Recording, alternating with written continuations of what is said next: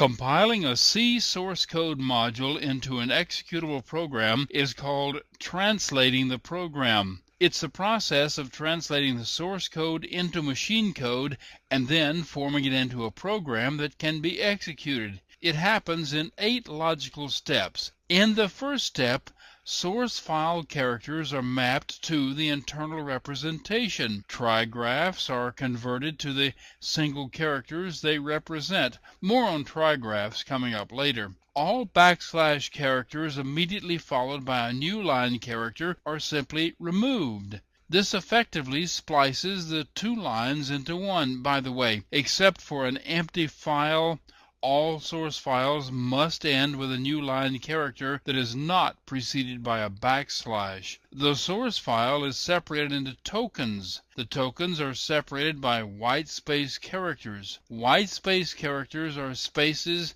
tabs, new lines, and the like. More on this later. Comments are replaced by a single space character.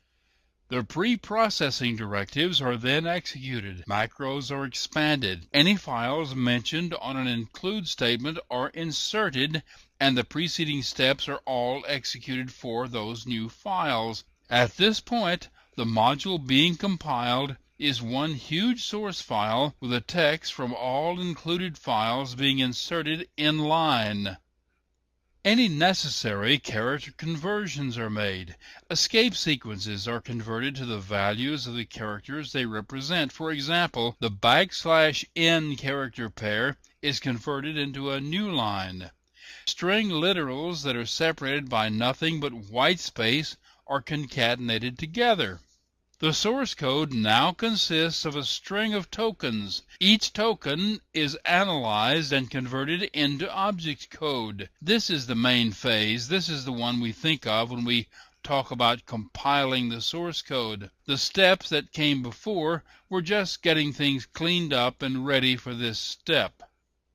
The resulting object code is linked with other object code modules to form an executable program. The separate modules can be compiled at different times and even by different compilers. It is the job of the linker to know the format of the object modules and be able to find all the references, find the things they make references to, and get them all together. The linker is not part of the compiler, really. It's an entirely separate program.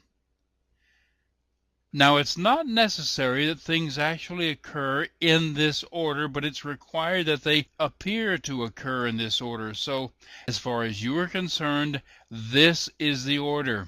It is to your advantage to understand the order of things. You can come across something that seems peculiar, but knowing what comes first can take the mystery out of it for you.